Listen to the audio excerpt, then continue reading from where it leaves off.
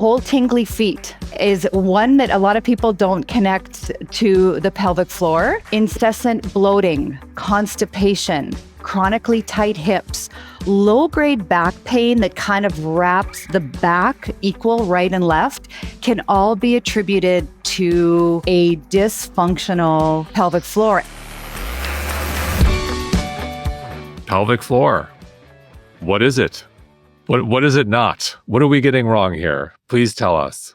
So, Jason, there are so many myths about the pelvic floor. First of all, we don't talk about it because it is just this no woman's or no man's land where we know that as we age, we've seen advertisements on TV, and we know that at some point, probably, incontinence products are going to be in our future. Maybe if we're a new mom that just had a baby, it's the same situation. We know that when we enter menopause, that there's going to be issues happening down there, which is how a lot of women refer to it.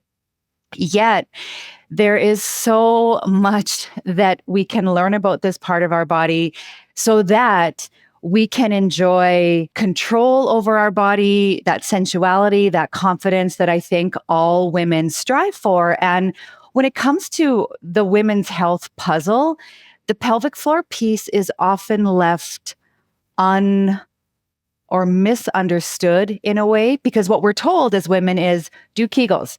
Do your Kegels and you will be good to go. And in fact, in about 70% of women's bodies, their pelvic floor is already too tight. And we'll dive into this a little bit more, but it's called hypertonic. So, if we give our kids something sugary, they get hyper. They're bouncing off the walls. Well, when a muscle has too much tension, it becomes hypertone. And in a lot of cases, those women that are doing their Kegels are actually not strengthening their pelvic floor, but they're actually creating more tension in it. Hence, more trips to the bathroom, more leaking during coughing, sneezing, or laughing, and then the buy-in to the belief system that this is just a part of being a woman, this is just a part of aging, and that is actually the furthest from the truth. And so what are some of those less obvious signs that your pelvic floor maybe needs attention? So cold, tingly feet, all right, is one that a lot of people don't connect to the pelvic floor. Incessant bloating, constipation, chronically tight hips, low-grade back pain that kind of wraps the back equal right and left can all be attributed to a dysfunctional pelvic floor. And I should say, pelvic floors are not just a women's health issue. Men have pelvic floors too. And in actually about 80 to 85% of men who are living with erectile dysfunction, the true root cause of that, there is nothing wrong with the wiring in their brain. There is nothing wrong with the functioning of their body. Almost 85% of men with erectile dysfunction simply have a pelvic floor that is too tight. And when that happens, blood flow cannot get to the penis. Hence, here comes the $9 billion erectile drug industry. These men feel like they are no longer in their body, like there is something wrong with them. And it truly is a fitness issue. And that's what we found from Dr. Bruce Crawford, whose research I found in around 2015. He showed that in 90% of pelvic floor dysfunction, it is not a medical diagnosis. It actually is a breathing, posture, fitness issue. And that's when I became so passionate about this part of the body as a Pilates instructor. Yeah, let's talk about your personal story. We'd be remiss if we didn't touch on that. So let's go there. So farm kid from Saskatchewan, Canada, huge gardens, lots of space to run around in, grew up in a small town where everybody played every sport in high school or you didn't have the team. And in my late teens, started experiencing some digestive pain.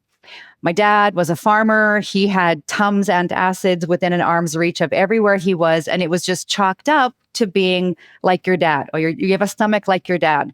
You are a high achiever. You have a nervous stomach. Right before a sporting event or a big test, my stomach would start burning. And then that burning sensation became more often. And when I left home and went to university over those next basically 4 years, I went from seemingly very healthy on the outside, to this burning stomach, to 4 years later, literally succumbed by pain in every part of my body. I had chronic headaches. At 21 years old, I had pelvic floor pain. And that's what just rattled me, because I was like, in my mind, I wasn't in menopause. I didn't just have a baby. And that's what I thought those issues were. I looked healthy on the outside, but became very good, which I'm sure some of your listeners who have lived with any length of pain know that you get really damn good at playing the part of the healthy version of yourself. And inside you are literally dying. And I was on 11 different medications that I had to take every day. I had this grocery list of meds. And some of the meds lower down on the list were simply to counteract some of the side effects of the drugs that were higher up on the list. And, you know, as this farm girl that just wanted to be a mom one day, wanted to be an entrepreneur, because I grew up in an entrepreneurial family, and I wanted to marry my high school sweetheart, I actually thought that I pulled the short straw in some other lifetime. Like, why was I getting this pain? I seemingly ate healthy. I moved my body. And one day I was sitting across from my doctor. I was anticipating we were going to be talking about the next phase of tests and specialists. And she very matter-of-factly opened my file, and a few seconds later closed my file and looked me in the eyes and said, you know, Jana, we believe that this pain is in your head and that you're seeking attention. And we, you know, on behalf of your medical team, we wish you a nice life. Wow. Yes. Wow. It was, and I still kind of get the feels when I talk about it all these years later, like almost 30 years later. And I sat in my car in her parking lot, and the game show "So You Want to Be a Millionaire" wasn't out at that time, but I felt like, had it been, one of my lifelines was cut. I couldn't ask the audience, you know, I couldn't get an answer eliminated. I couldn't call a friend. And I just, in that moment, thought, well, this is my life. Like, this is my life. It is prescriptions and it is pain. And I just accepted it in that moment. And here's the funny thing. The next 6 months were like my dark night of the soul. And I was in the grocery store one day, and there was, you know, the magazine aisle, which I rarely pay attention to. Checking out, look over, there's a fitness magazine with Madonna, the material girl, on the cover of it, and the word Pilates, which I thought was pilots. I didn't even know how to pronounce it. And I was like, what is pilots and what is Madonna doing? So I picked up the magazine, put it in my cart, took it home. And when I opened it up, there was something very magical that happened at that moment. It was like words were popping out at me. Words like, I remember them, like movement is medicine, alignment, breath, posture.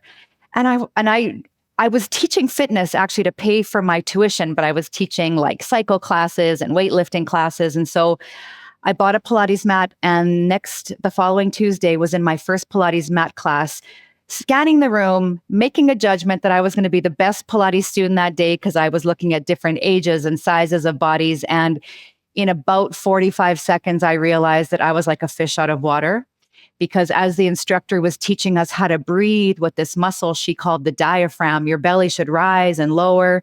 Mine, I couldn't even breathe. And I was like, what the hell is happening? Like, breathing is what you do when it's the first thing you do when you're born. And how is my body not able to do what any of these other people's bodies are doing? And had I not been in the front center of that Pilates class, I would have rolled up my mat and I would have left. But my pride got the best of me and I stayed. My instructor walked up to me after class. She wrapped her arms around me and I just cried. I cried because I knew that I was so disconnected from my body, and the dis-ease that I was experiencing, I didn't know how to come out of it. I kept going to class, 2 Pilates classes. At the 4-month mark, I was off all 11 medications, had no idea how, no pelvic floor pain, no headaches, nothing. And had one major realization, was that in my haste to want to get that fill in the blank diagnosis, like, just tell me what I have. And if you tell me what I have, then I can deal with it. I was searching for that diagnosis from somebody outside of me. And I completely forgot that I just needed to look inside And the healing is there. This beautiful vessel, this body has the innate ability to heal. I just had to find the environment to move from survival mode into healing mode so that I could thrive. And that's what I did through Pilates. And that's how my healing happened. So inspiring. Thank you. And so in this journey, you mentioned breathing, posture, and fitness, if I'm correct. And so it seems to me like this issue is pervasive. It seems, I think it's 1 in 3 women are living with some sort of pelvic floor dysfunction. And then we crossed over to men. I didn't think we were going to go there today, that men experiencing erectile dysfunction, I don't know what those numbers are, but I think they're high at a certain age. And if you're saying that's pelvic floor related, and if breathing, posture, and fitness are playing a significant role, let's start with each 3. What are we doing wrong there, and how do we get it right? Yep. Okay. So for those of you who aren't seeing this, I'm holding up like just an apple, a basic apple from the grocery store. And so I promise, gang, you're never going to go through the fruit aisle in the grocery store the same again without thinking about your pelvic floor health every time you see an apple. All right. So I'm going to use this as a little bit of a, just like a little visual aid. All right. So an apple has a stem at the top of the apple.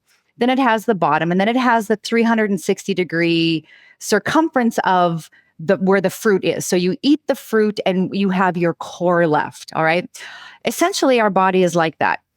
The roof of our core is our diaphragm muscle, our main muscle of respiration. It sits in the crest of our rib cage like a mushroom cap or an open umbrella. This is important to know because when we think of the word core, I have to strengthen my core. We think get on the floor, do some crunches, do some planks, right? We think abdominals, but the core actually is a 3-dimensional cylindrical piece of our body. So the diaphragm is on top. Just living below it is the floor of our core called the pelvic floor. The pelvic floor is like a hammock, all right, made up of 14 muscles, different angles and shapes. And it creates this hammock to really join the pubic bone to the back of the body by the anus, like the tailbone, and then the right and left side of the body. So it's kind of like this suspension bridge that has 4 connection points, left and right, front and back. Then the circumference of the core are basically our 4 abdominals. So we chase the 6-pack, the rectus abdominis, we chase and chase and chase, and we're told that that is a significant sign of fitness, right? If you can see that muscle, and I'm actually here today to kick that, I want to bust that myth. The 6-pack muscle is the one, if you're going to see any abdominal muscle, it will be that one, basically because of its geographical location. It's located directly under the skin. But from a functional perspective, so imagine this, if our abdominal muscles, when I'm going to talk about the rectus abs, which is the 6-pack, the internal and external obliques, which create like this X-shaped sling system, helps us side bend and rotate. You know, we throw a ball to our kids. And then deepest to that are the transverse abdominis. If those 4 abdominal muscles were stocks and you were like, hey, Jana, what should I invest my money in? Which one of these stocks should I invest my money in? I would never say bet it all on that 6-pack because the return on your investment is going to be very low. Functionally, the 6-pack sits us up out of bed in the morning, lays us down at night, stands us up when we're tying our shoes and bends us over. So if we look at function, there's very little, yet we place all of our eggs in that basket and we want that muscle. Deeper to that, like I said, are those internal and external obliques, which act as that sling system. But deepest to that is this beautiful, like corset, big, thick weight belt shaped muscle that starts just to the right and left of our spine in the back of the body, and it wraps to the front. The transverse abdominis give our body shape. They give us structure. They hold our organs. They give our spine the support it needs. And yet we don't really pay attention to those abdominals very much. That is the muscle group that I would say put most of your eggs into that abdominal muscle. And here's why. When we're breathing diaphragmatically, so in through our nose and out through our mouth, if you imagine or visualize a newborn baby breathing. They're laying on their back. Their belly is rising and falling. That is the most pure form of diaphragmatic breathing. One thing I just want to just call out there that I want people to pay attention to. You mentioned belly. I think many of us, myself included, you end up breathing through your chest. And you said inhale, and you want to be breathing lower through the belly. This has been a work for me. Yeah. Well, and here's the thing. That main muscle of respiration is the diaphragm. So when we breathe into our belly. As young teenagers and fashion and all this, right? We want to stay narrow. We try and make our body as narrow as we can, which then just automatically sends the breathing from the diaphragm into the neck. So there's these two sets of muscles called the scalenes and the sternocleidomastoids, like little strips of beef jerky. So imagine this. You are turning off this big umbrella-shaped mushroom, and you're replacing it with these skinny little beef jerky muscles that, by the way, already have a job. They have to hold this bowling ball, AKA our head, on top of this little spine. So these small little muscles in our neck are not going to say, no, thank you. I'm not going to do that job. They'll do it. But eventually, we're breathing 20 to 21,000 times a day. Imagine being just a little dysfunctional every single time we've breathed. Is it no wonder that we have chronic headaches, TMJ issues, neck tension, like we have this forward head posture? So that's what's going on there, Jason, is we're trading in the work in those muscles. And if we were to reassign the work back to the diaphragm, in essence, because the pelvic floor is like the downstairs roommate of the diaphragm, once the diaphragm starts to function again through that breath work, the pelvic floor is going to wake up automatically. So simply by understanding that diaphragmatic breathing kicks on the pelvic floor, you will start down a road to pelvic floor health improvement simply by even 3 times a day, 10 to 12 breaths in through your nose, filling your waistband with your body. Then on the exhale, think about narrowing the waistband or narrowing the body away from the waistband. That's what a diaphragmatic breath truly is. And when you're in that phase of breath, not only are you taking in 600% more oxygen, but you are nurturing your parasympathetic nervous system, which is your rest and digest. And so there's all of these beautiful things happening in our body systems while we are breathing. I love it. We're breathing anyway. Might as well try to do it the best way possible. Might as well do it right. And so if we're, you spent a couple minutes on the abs. And I want to talk more about this one. So if we shouldn't look, six pack looks great in the mirror, makes people feel good, fantastic. However, if we're going to go to the gym and we're going to do ab exercises, what are the exercises we'd be better served doing in the spirit of getting our pelvic floor to, achieve our maximal health? What should we be doing instead of the crunch, instead of the plank for pelvic floor health? So, you know what? Here's the funny thing. Those 2 exercises aren't necessarily bad exercises. We just don't have the right frame of reference when it comes to what is happening in that moment. We are searching for those burning abdominals, but yet we're not focusing on what's happening to the pelvic floor. So here's why they're not great. And I'm going to tell you how you can make them great. All right. So when we're doing abdominal crunches or planks, even when we're doing even like a standing shoulder press, right? The core, like Joseph Pilates said, our legs and our arms start from our core. So truly, if you're at the gym and you're focused into great posture, alignment in your body, no matter what you're doing, whether you're on a machine or using free weights, body weight, if you execute from the core, you will literally have abdominal activation throughout your entire workout. Even sitting here on this call with you, I can feel my sit bones planted down into my chair. I can feel my spine lengthening up to my ceiling, and I can actually feel my transverse abdominis holding me like a belt on my jeans. I can feel that. So what people need to understand is when we hold our breath, because a lot of people will, bust out those crunches and they'll, probably be breathing to start with, but then they'll just get those last 4 in and there's no breath. When there's an absence of breath, the message to the brain is danger. When do we hold our breath? When we're scared, when there's something that is not right, we're holding our breath. That's what the body's thinking. What's wrong? Why is she or why is he holding his breath? I have to protect. So our little protection mechanisms get turned on unbeknownst to us. And instead of being able to execute with strong, powerful movements, we have these short, forced, tight muscle versus we're not creating strong muscle at that point. And the other thing that usually happens is people will, in that holding their breath, unbeknownst to them, they are bearing down, like their intra-abdominal pressure is going down. So they're actually putting unnecessary force down into the pelvic floor while they are doing that. Even when you're lifting, right? You maybe bump up your weights a little bit, you get into that position, maybe you're going to be doing like a bent over row or something like that.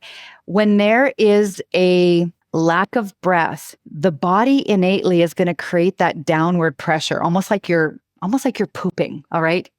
And that can create a lot of issues. I used to work with a CrossFit athlete. She was in the masters division. She was, up to third in the world, and she had major incontinence because of the work she was doing in her training.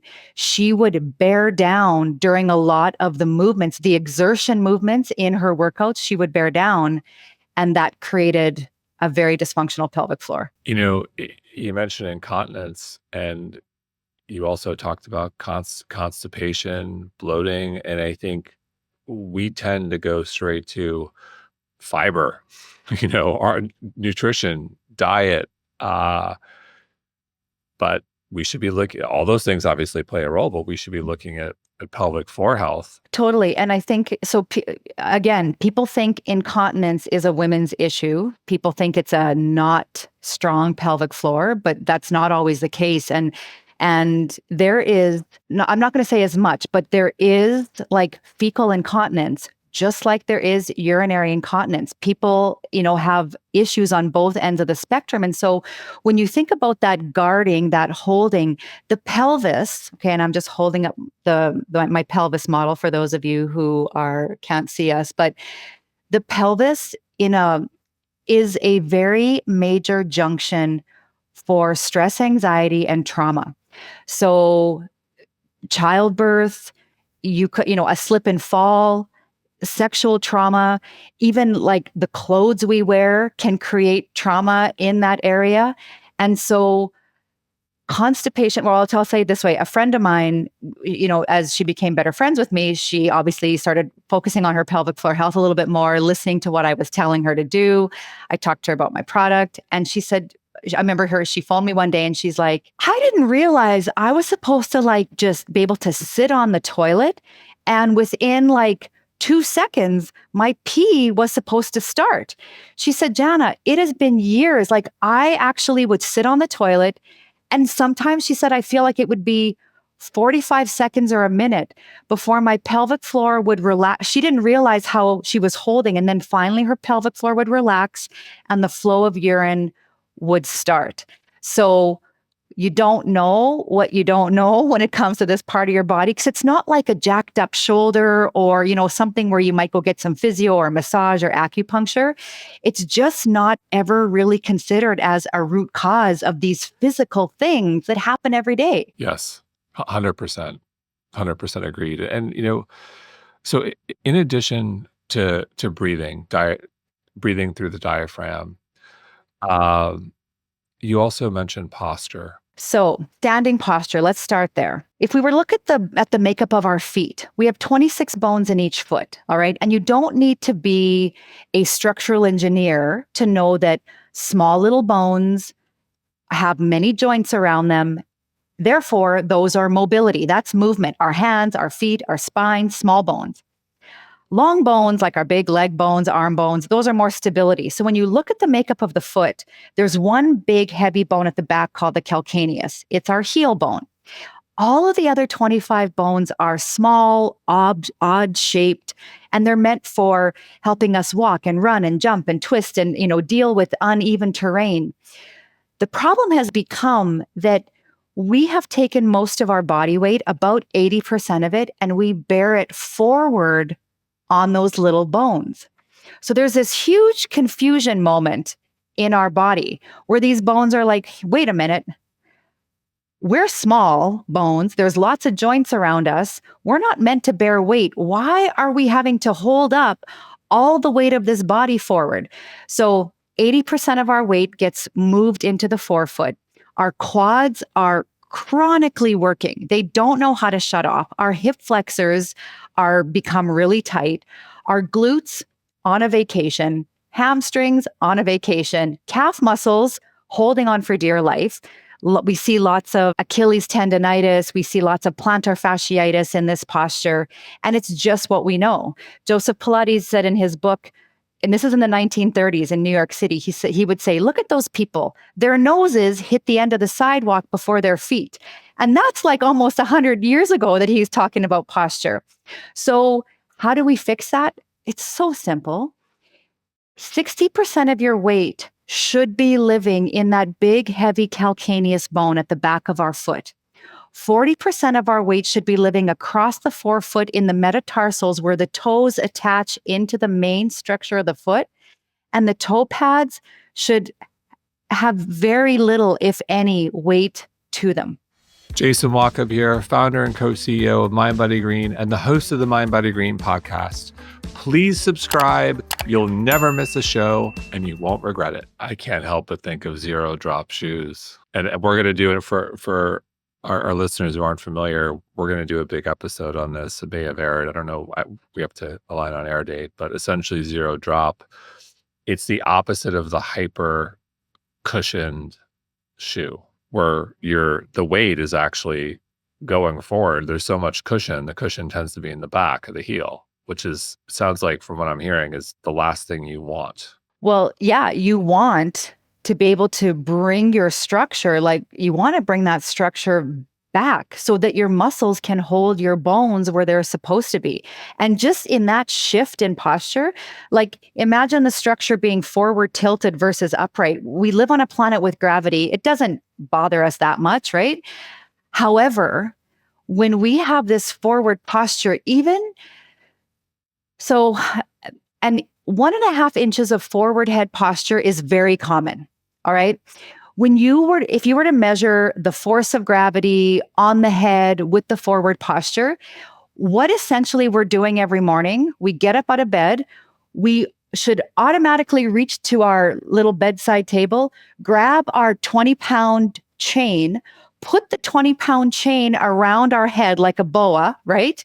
And around our neck, and then go through our day with this 20-pound chain, because that's essentially what's happening when we have this forward body posture and forward head posture. And it completely messes up the pelvic floor because the downward force of gravity is not coming beautifully down into the hammock. It's being stretched. And that is also why dysfunction can occur. So how does someone work on that? Myself included, my posture is not great. I'm sure a lot of people are nodding. Yeah, I can do better there. Is it lying on the floor? Or is it hangs? Is it what can someone do? Because it does get more challenging as you. Totally. So all those things you mentioned, yeah, 100%. But I usually will take people through a 6-week get posture on your radar experience. All right.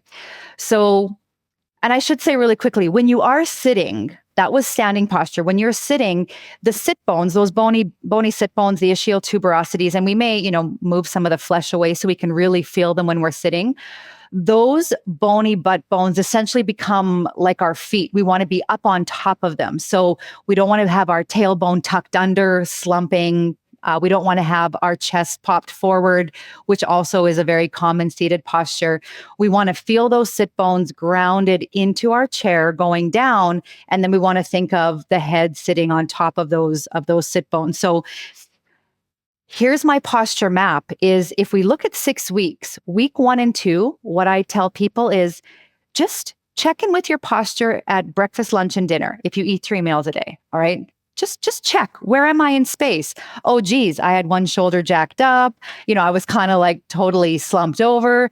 And you just fix yourself. If you're sitting, there are my sit bones. If you're standing, You'll figure out where 60-40 is eventually, or start with 50-50. We definitely know what 80% forward feels like. So let's just start dialing that back a bit. Okay. That's weeks 1 and 2. And I guarantee you probably will never find yourself in optimal posture in weeks 1 and 2.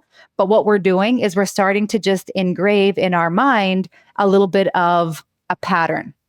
Week 3 and 4, we've got the breakfast, lunch, and supper check-in. And then we've got the mid-morning, mid-afternoon, and mid-evening. Where am I in space? And by weeks 3 and 4, you're going to be, some of those times you're going to be like, heck, I do feel my sit bones underneath me, or I do feel 60% of my weight in my heels. And then weeks 5 and 6, we add 3 more times a day. And now it's like 9 times. I even have some clients, sometimes they'll just set little alarms in their phone. And it truly is a relearned behavior. It's not just about, yes, your chiro is important. Yes, your massage is important, but it truly is retraining those bones, first of all, where they live in space. And then the soft tissue, the muscles, the fascia, the nerves, those tissues can start to migrate to support these new bones in their position. So you mentioned the tissues, the nerves, I can't help but think of the lymphatic system. Yeah.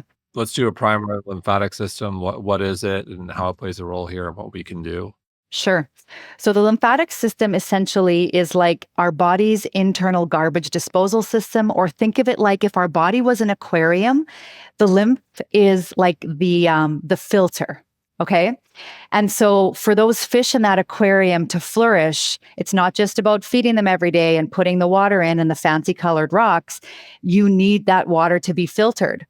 Our body has this beautiful innate way of getting rid of junk, toxins. Here's the kicker. Unlike the circulatory system, which has a heart to pump our blood, the lymphatic system doesn't come with a built-in pump.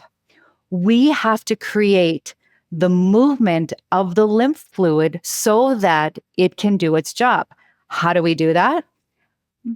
Diaphragmatic breathing, moving, good posture.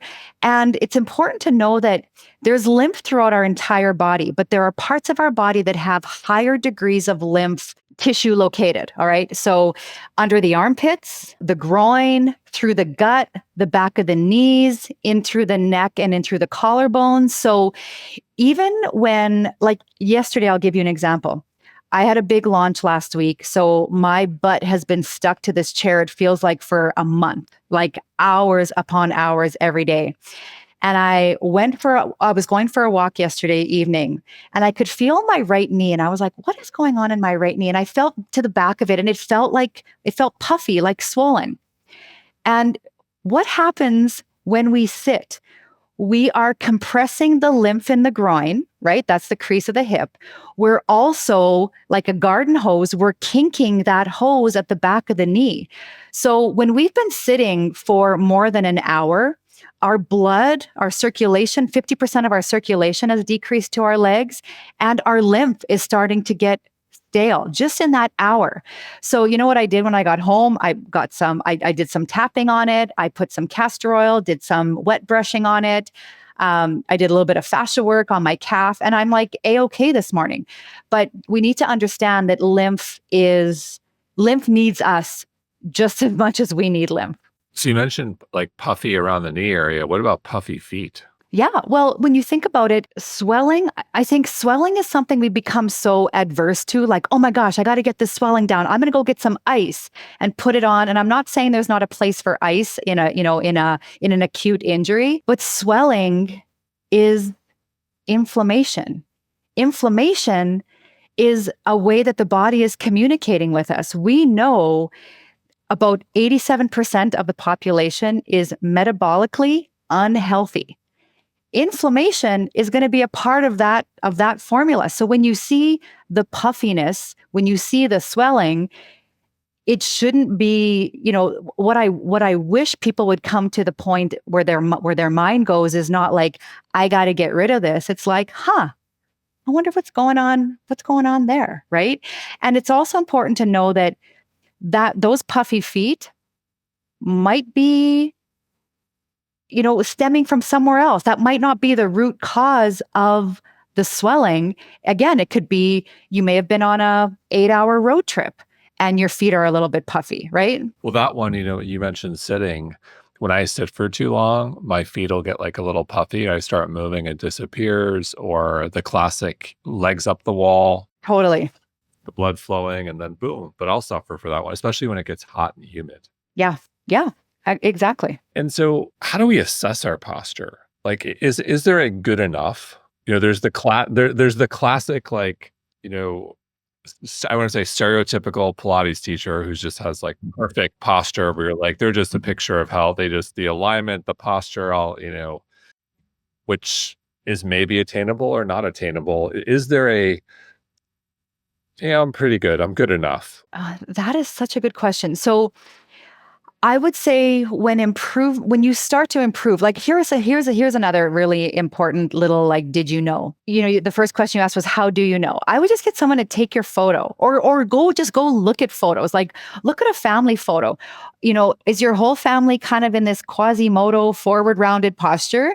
Things like osteoarthritis. A lot of people think like, oh, that's genetic because my mom had it and my grandpa had it. But go back and look at some of your family photos. Osteoarthritis is not genetic. It is a function of maybe posture that you have taken on of what is more like a familial posture to you. But look at photos. That's one of the ways. Even have someone like, and I mean, try not to be like perfect when you're walking, but just have someone grab your phone and say, just take a video of me walking away from the phone, and then turn around after 6 or 7 steps and walk back. And you'll start to notice things about your body. Where are your hands? In optimal posture, your palms should be facing your body. In most people, watch people. When you're waiting in line at the grocery store, where are their hands? If they're not on their phones and their arms are by their side, you're going to see their palms facing the wall behind you. That is classic forward rounded posture. That is classic blood flow decline to the entire arm.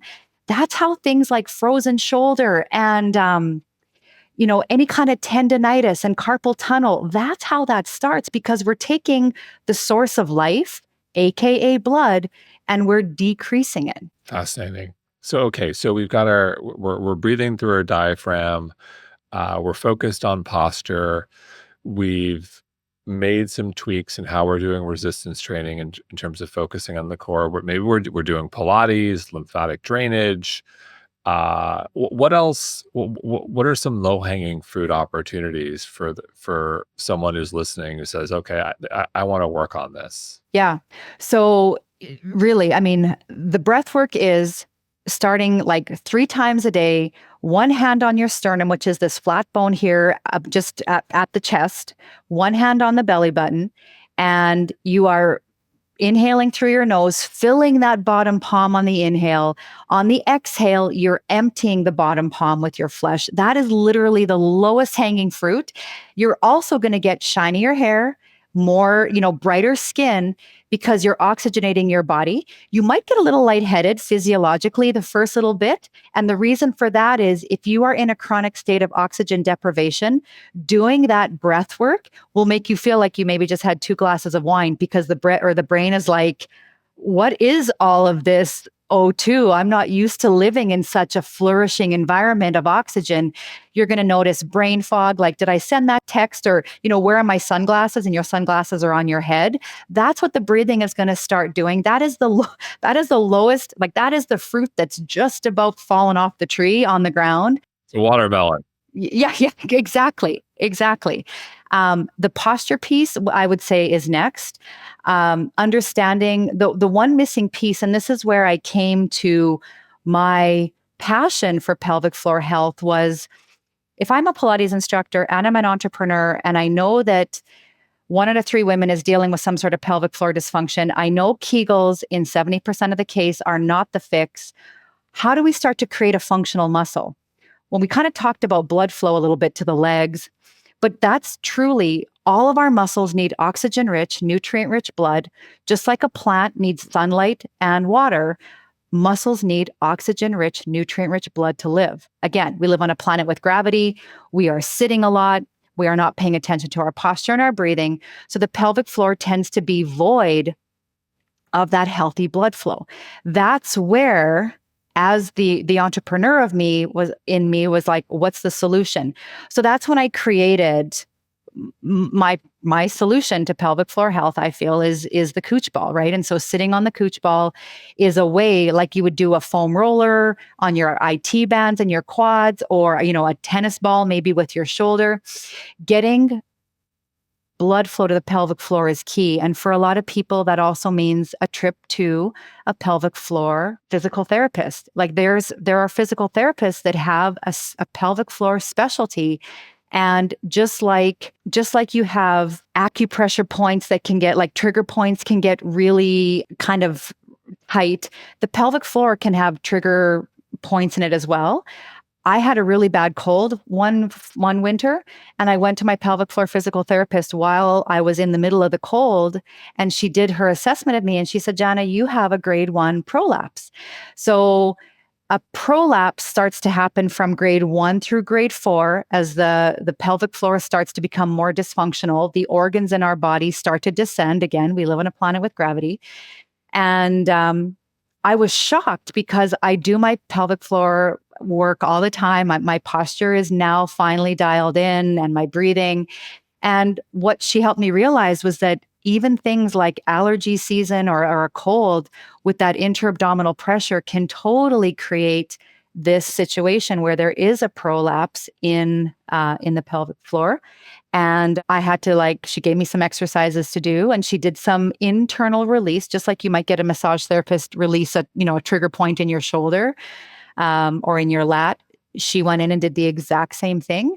And I just think it's important people realize, because I think pelvic floor physical therapy doesn't get its props, but it is, and in a man's body, pelvic floor physical therapy is accessed anally.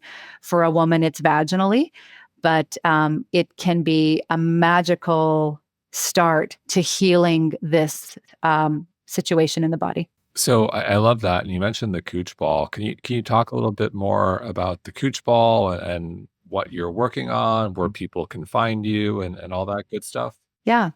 So when I realized that 90% of pelvic floor dysfunction could be fixed with breathing, posture, and movement, I really dived into the movement piece, because we know that a functional muscle knows how to do two things really good. It knows when to work, and it knows when to rest. And for some people, their muscles rest too much, don't work enough. And for others, they work way too much and don't know how to rest. Like even when we're laying on the couch, that might be a resting position, but you still might feel tension in your neck and that burning sensation. It doesn't mean those muscles are at rest. So my challenge became, because I had my Pilates studio and my integrated health therapies clinic, and I had pelvic floor physical therapy at my clinic, but I was like, what can I use with my clients in my classes that they could take home, work on their pelvic floor health daily, come to the clinic, see their pelvic floor physical therapist, truly just optimize their pelvic floor health, which then plugs into all these other things in the body. And so I'm the mom of 3 boys. And back then when I was doing this, they were younger. So I went to their toy box and I started sitting on mini basketballs and floor hockey balls and all these. I called my husband downstairs. I'm like, Jason, come and try these. And I was trying to create a sensation.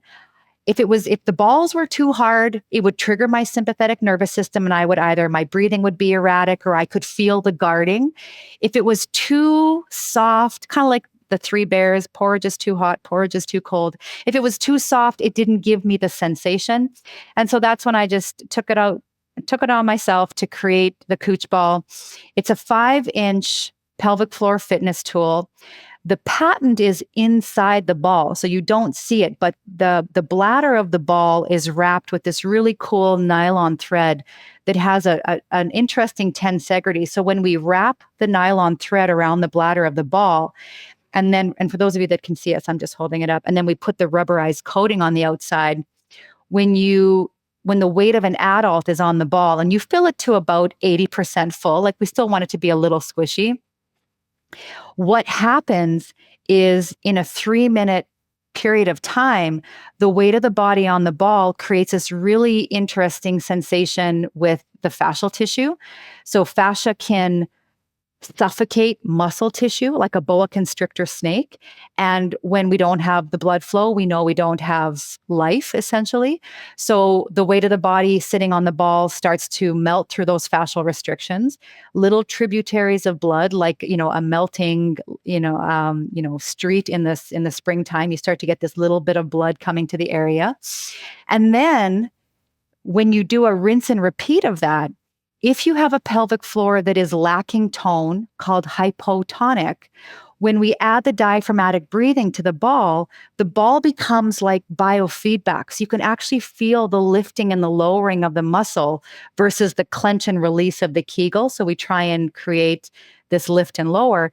On the other hand, if you do have that hypertonic, too tight pelvic floor, the weight of the body on the ball creates this almost internal massage type release to the tissues, which then allows you to teach the muscles when to rest and only when to work.